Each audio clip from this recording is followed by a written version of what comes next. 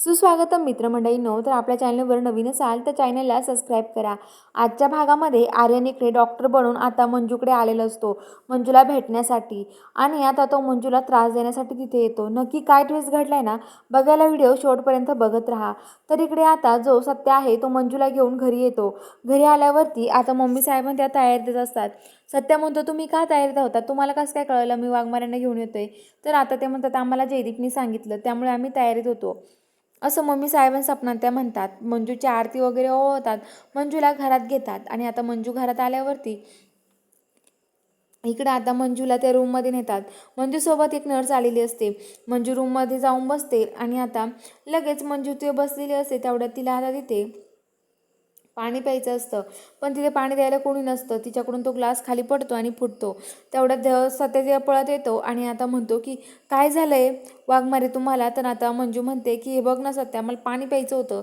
तर ते म्हणतात की मग आम्हाला सांगायचं कुणाला तरी, नर्स कुठं गेल्या त्या? आणि काय हो वाघमारे, तुम्हाला सांगितलं ना आम्हाला जे लागेल ते सांगायचं। तर मंजू म्हणते काय रे सत्या, प्रत्येक गोष्ट लागली तर तुम्हाला सांगायचं का? मी असं नाही करू शकत सत्या, असं म्हणते। तर आता लगेच ते म्हणतात की हो ना।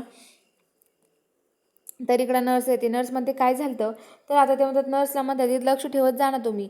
आणि आता लगेच सत्या मंजूला म्हणत असतो की वाघमारे तुम्ही काळजी करू नका, तुम्हाला लवकरच दिसायला लागणार आहे, लवकरच तुमच्या डोळ्याची पट्टी काढणार आहोत आम्ही, असं म्हणल्यावरती मंजूला खूप आनंद होतो। पण आता तिथे नर्स म्हणते की ओ कशाला खोटी आशा लावताय तुम्ही त्यांना, त्यांना कधी दिसणार नाही असं सांगा ना। तर असं म्हणतं सत्य म्हणतो की नाही, असं कधीच होणार नाही, वाघमाऱ्यांना दिसणार आहे असं म्हणतात। तर आता लगेच असं म्हणल्यावरती आता लगेच ते म्हणतात की काय खरंच? तर आता लगेच इकडं जी मंजू असते ती मंजू आता तिथे इकडे वटपौर्णिमेची सकाळी सगळेजण तयारी करत असतात। मम्मी साहेबांचं सपना इकडे साड्या ठरवत असतात कोणती घालायची कोणती नाही। सपना म्हणते माझी साडी नाही देणार मम्मी साहेब तुम्हाला, असं त्या दोघींचं चालू असतं। तर इकडे आता त्या साडी घालायचं ठरवतात, आणि आता लगेच वटपौर्णिमेची तयारी चालू असते। मंजू म्हणते आज वटपौर्णिमा आहे ना सत्या? सत्य म्हणतो हो वाघमारे काय झालं? तर आता मंजू म्हणते की सत्या मला पण उपवास धरायचा। तर आता लगेच ते म्हणतो की अहो उपमा आणलाय मी तुमच्यासाठी गरम गरम। तर आता ती म्हणते की मला नाही खायचं, मला उपवास धरायचा आहे, मी पण पूजा करणार वटपौर्णिमेची। तर ते म्हणते तुम्हाला नाही जातं ना वाघमारे बाहेर पूजा करायला? तर मंजू म्हणते मला पूजा करायची वडाची, असं म्हणते। आणि आता सत्या घरीच वड घेऊन येतो।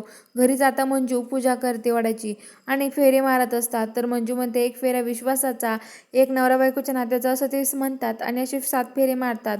आणि इकडे आता मंजू सत्या ते खूप खुश असतात। तर मंजू आता तिच्या रूममध्ये नेऊन घालतो सत्या, आणि इकडे आता जो सत्य आहे तो डॉक्टरना बोलवून घेतो, मंजूला त्रास होत असतो त्यामुळे।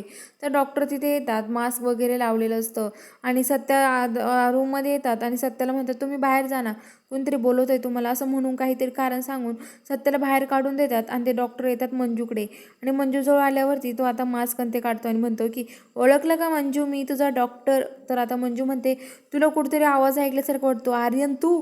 सत्या इथे आर्यनाला असं म्हणायला लागते, आणि आर्यन आता तिथे मंजूजवळ जातो। तर चला बघूया आता पुढील भागात काय ट्विस्ट आहे, बघायला चॅनलला सबस्क्राईब करा।